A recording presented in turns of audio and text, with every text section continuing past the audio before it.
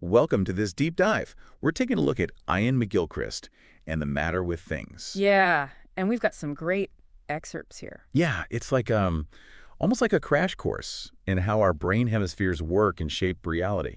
Yeah, McGilchrist's argument really boils down to this idea that the two hemispheres of our brain don't just have different functions. Yeah. They create different experiences of reality. Okay. And the thing that's so intriguing about it is that we aren't even aware most of the time how they are shaping our perceptions and our thoughts and our entire experience of the world.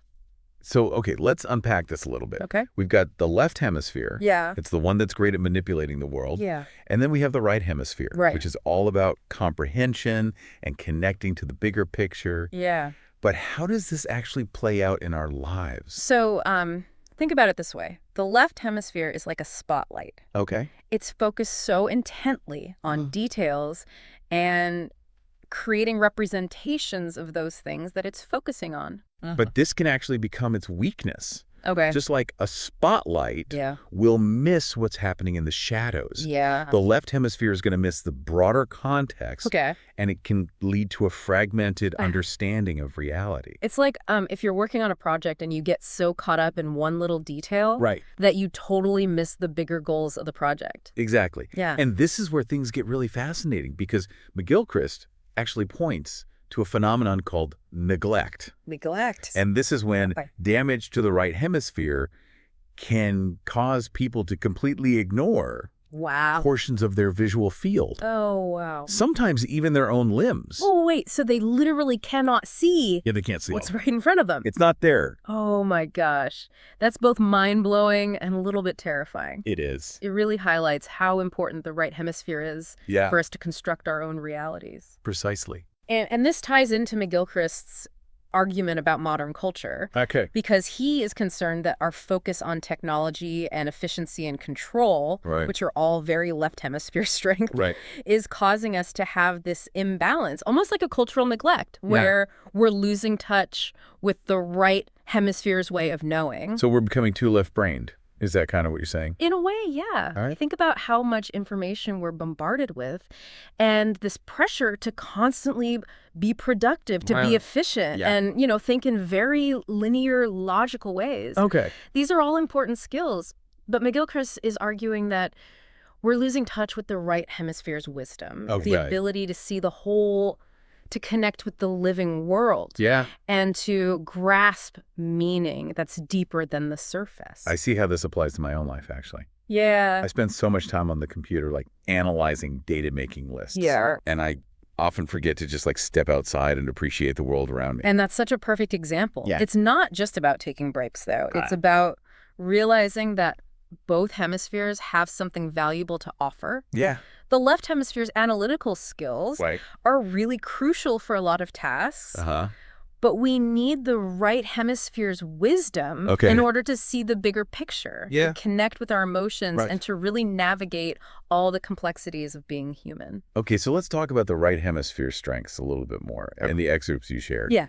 McGilchrist talks about the role of the right hemisphere in understanding metaphor and humor Yeah. and even human interaction. Yeah. So what makes the right hemisphere so good at these things? It's all about context and connection. Okay. So the left hemisphere remembers that spotlight. Yeah. It's focused on individual objects and literal meanings, Uh-huh. but the right hemisphere is seeing the whole scene. It's taking in the background Yeah. the subtle cues, Okay. the emotional undercurrents. Yeah. That's why it's so crucial for understanding things like metaphor and humor, Okay. which rely on our ability to see connections between things that seem totally unrelated. That makes a lot of sense, actually. Yeah, It's like the left hemisphere gets stuck on the literal meaning of a joke, right. and the right hemisphere is the one that gets the punchline Yeah, because it understands the broader context. exactly. And this isn't just about enjoying a good laugh, though. Right. This ability to see the whole picture, to connect with those emotional undercurrents, Yeah. is also vital for empathy and understanding in all of our relationships. So you're saying that if someone's very left brain dominant, Yeah. they might have trouble picking up on social cues or maybe even understanding other people's perspectives? They may miss those subtle signals, Of- the unspoken messages that we give each other that are so important. Yeah. Think about how much we communicate through our tone of voice. Right. our body language, Yeah. our facial expressions even. Absolutely. These are all things that the right hemisphere is really good at picking up on. This is making me really rethink how I approach problems. Yeah. I tend to get very analytical, and I try to break things down step by step Yeah. and find the most logical solution. Oh, okay. But I'm wondering now if I'm missing out on something by not using my right hemisphere more. That's a great insight. Yeah. And, it really highlights how important it is to cultivate both ways of knowing. Yeah. The left hemisphere is great for analysis and problem solving, Right. but that right hemisphere offers us a different kind of intelligence, Right. one that's more intuitive and holistic and connected to the world around us. So it's not about choosing one over the other. It's Yeah. about finding the right balance between them. Right. Yeah, we need both the spotlight and the wide-angle lens That's a wonderful way to put it. to fully understand the world. Yeah. Yeah. It's about recognizing that both hemispheres have something valuable to offer, Yeah. and that our greatest potential is really going to lie in their collaboration. This is giving me a lot to think about already. Yeah. But I'm curious about something. Yeah. How did we get so out of balance in the first place? That's a great question. Yeah, what led to this left hemisphere dominance in our culture? McGilchrist traces it back to a few different factors. Oh, yeah. So, the rise of scientific materialism, Mhm. the Industrial Revolution, Yeah. and this increasing emphasis on technology and efficiency in our lives. Mhm. And he thinks we've created a world that really rewards left brain thinking, Yeah. often at the expense of the right hemisphere's more holistic and intuitive ways of knowing. So it's not just about individual brains. Right. It's about how our whole society is structured. Exactly. Yeah, we've created systems that prioritize logic and analysis and control, Yeah. which are valuable, Yeah.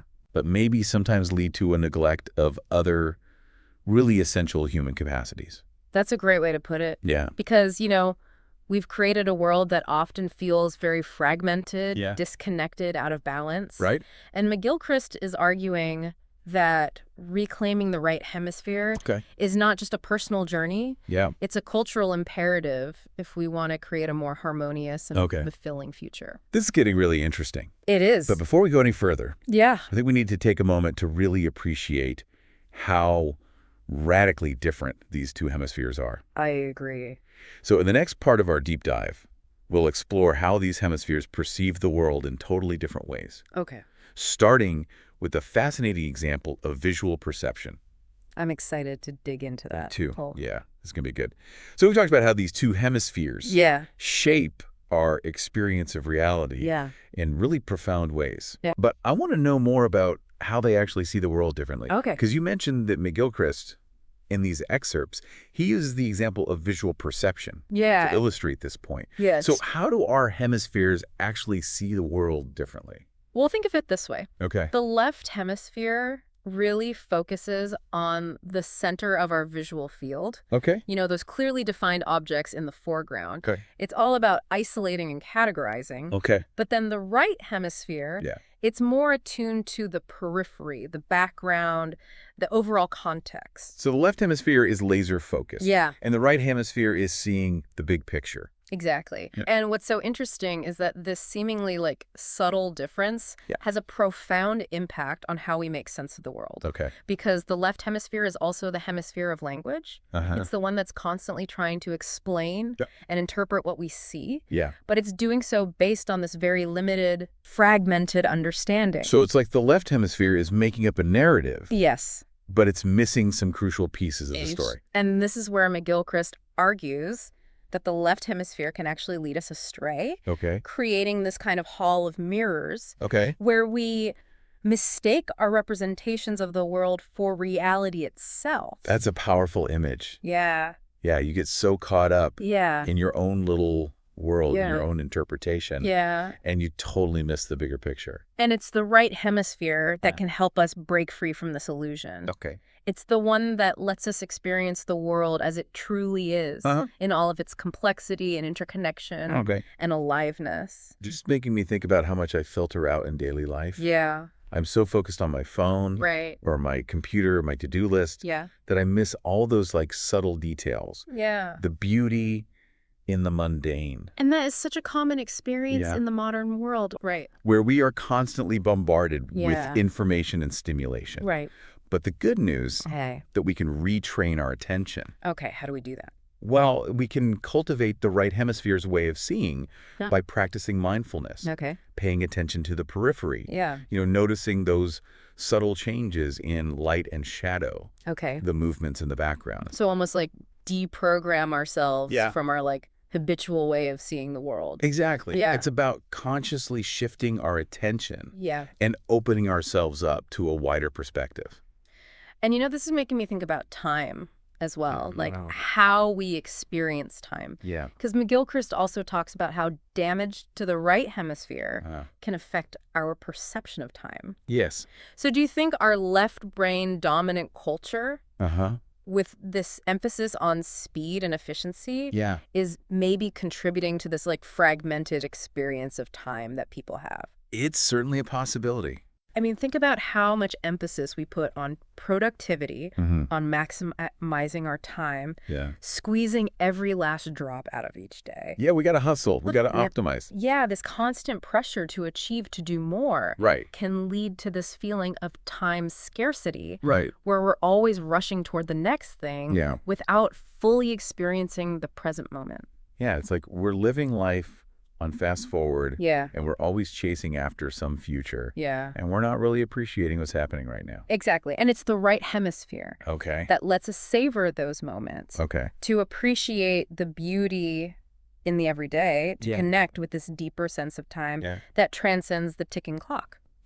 I like that. Yeah, it's about recognizing that time is not just a commodity to be managed, Right. but it's an essential dimension of our being. Are we doing ourselves a disservice, though, Mm, by just focusing on the limitations of the left hemisphere? that's a great question. Because it does have its strength. Of course it does. Yeah. And McGilchrist is very clear about this. Okay. The left hemisphere is essential for language Yeah. and logic and analysis and countless other vital functions. Oh, he's not saying get rid of the left hemisphere. Absolutely not. Okay. He's not advocating for eliminating it at all. Okay. He's advocating for restoring balance. Gotcha. He believes we need both hemispheres working together Yeah. to really thrive. So it's not about demonizing the left hemisphere. Right. It's about recognizing its limitations Yeah. and bringing the right hemisphere back into play. Exactly. And this is where things get really exciting. Okay. Because McGilchrist's work actually provides us with a framework Yeah. for understanding how to achieve this balance. So it's more than just changing our habits. Yes. It's more than that. It's changing our entire way of looking at the world. It is. Okay. It's about questioning those deeply ingrained assumptions that prioritize, rationality and objectivity and control Yeah. above all else. Okay. Recognizing that those values, while they're important in some contexts, don't tell the whole story. Okay. We need to embrace this more holistic, interconnected, and embodied way of knowing, Okay. one that really honors the wisdom of the right hemisphere. It feels like we're talking about more than just brain hemispheres now. I think you're right. Yeah, it's like a fundamental shift in consciousness. Yeah. Yeah. It's about recognizing that the world is not just a collection of objects Yeah. to be analyzed and manipulated, Okay. but a living, breathing web of interconnectedness. Yeah. It's about embracing both the beauty and the mystery of existence. Sounds like a really tall order. It can be, Yeah. but it's also incredibly inspiring. Yeah, it really is. It's like we're being invited to rediscover this part of ourselves that Right. we've neglected for far too long. That's a great way to put it. Yeah, and that rediscovery can Yeah. be a profound and transformative experience. Okay, but how do we actually make this shift? That's the big question. Yeah, how do we actually bring these two hemispheres back into balance? Well, luckily, there are many paths that we can explore. Okay. We've talked about spending time in nature, Yeah. which is always a good one. Like hitting the reset button. Exactly. Yeah. But there are many other things that we can do, and we'll delve into those more concrete strategies Great. for reclaiming the right hemisphere and restoring balance to our lives and our culture in the next part of our deep dive. Okay, so we talked about how these hemispheres shape our perception Yeah. of the world and even our experience of time. Right. But I want to zoom out a little bit Yeah. and talk about the bigger picture here. Yeah. Because McGilchrist, in these excerpts, Mhm. he argues that modern culture Yeah. is actually making this left brain dominance worse. Yes. So how so? Yeah. Where are we seeing this play out in the real world? Well, he points to a couple of trends. Our reliance on technology, our obsession with efficiency, and our tendency to kind of oversimplify these really complex issues. Yeah.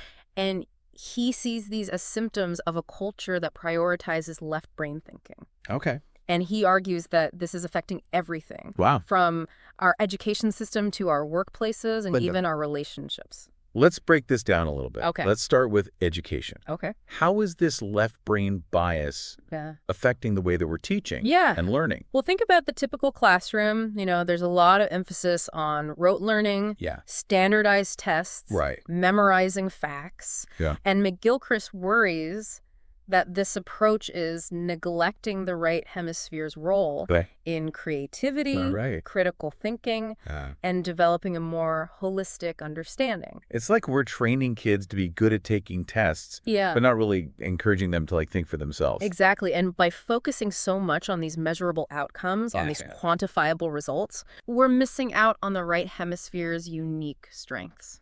This makes me think about my own experience in school, actually. Yeah. I was always a curious kid, always asking questions. But I felt like I kind of had to suppress that curiosity in order to get good grades. Right. It's all about finding the right answer, not really exploring the complexity of the problem. And that's such an important point. Yeah. And unfortunately, this pressure to conform, to fit into these predefined boxes, often continues into the workplace. Right, into adulthood.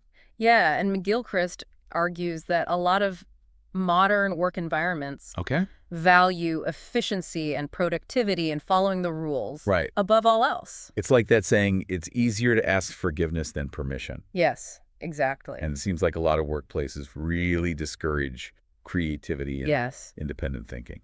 Yeah, and this type of environment can be really soul-crushing. Yeah. For people who are naturally more right-brain dominant. They might feel like their talents are undervalued. Yeah. Or that their creativity is stifled. Right. And it's no wonder we're seeing so much burnout in the workforce. Exactly. So it's not just about working less. No. It's about working differently. It is. Yeah. We need to create environments that nurture the whole person. Yes. That encourage people to use both sides of their brain. I completely agree. Yeah. Imagine a workplace where creativity is celebrated. Yeah. Where taking risks is encouraged, where people feel valued for their unique contributions. Okay, so we've talked about education. Yeah. We've talked about work. Yes.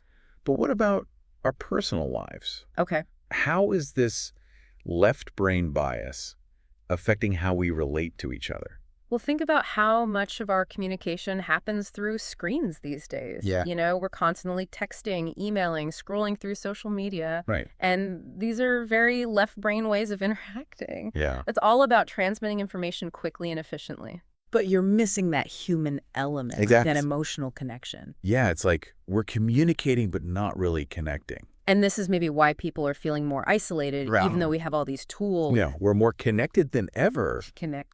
And yet we're feeling more isolated. It's a paradox. It really is. So what can we do about this? How do we reclaim the right hemisphere in a world that seems so determined to keep us stuck in our left brains? Well, it's a challenge, but it's not insurmountable. Okay. And McGilchrist offers some really practical advice. Okay. And it starts with awareness. Okay. Just notice when you're stuck in that left brain loop. Okay. Maybe you're glued to your phone, obsessing over details, feeling disconnected, and then consciously choose to engage your right hemisphere. So what does that look like? Well, we've talked about spending time in nature. Yeah. That's a great one. It's like hitting the reset button on your brain. Okay. Engage with art and music. Yeah. Let yourself get lost in a painting, a song, a dance. I love that. Anything that speaks to your soul. Yeah, it's about making time for the things that nourish our right brains. Exactly. Yeah. And it's also about being mindful of how we're consuming information. Okay. So instead of just mindlessly scrolling through social media, be really intentional about what you're taking in. Okay. Read a good book. Listen to a thought-provoking podcast. Right. Watch a documentary that expands your perspective. It's about feeding our minds. Yeah. Good stuff. Exactly. And finally, and perhaps most importantly, cultivate those real human connections. Okay. Put down your phone, look people in the eye. Yeah. Really listen to what they have to say. Practice empathy. Practice compassion. It's about remembering that we're not just brains in jars. Yes. We're human beings who need connection. We need those connections. Yeah. And by nurturing those qualities, we can start to shift the balance not just in our own lives, but in our culture as a whole. It's a ripple effect. Yeah, we can create a world that is more compassionate, more creative, more aligned with our deepest human values. This has been such a great conversation. It has. I feel like we've just scratched the surface of this book, though. Oh, there's so much more. Yeah. I really encourage our listeners to dive into the matter with things themselves. I second that. Yeah. This book has really changed the way I think about the world. Me too. And I hope it will do the same for our listeners. Yay. I hope so. And remember, it's not just about thinking differently. No. It's about living differently. Exactly. So go out there. Yeah. Engage those right brains. Yes. And let's create a world that's more beautiful, more just, and more fulfilling I love for everybody. Yes. Thanks for joining us on this deep dive. Thanks for having me. Yeah.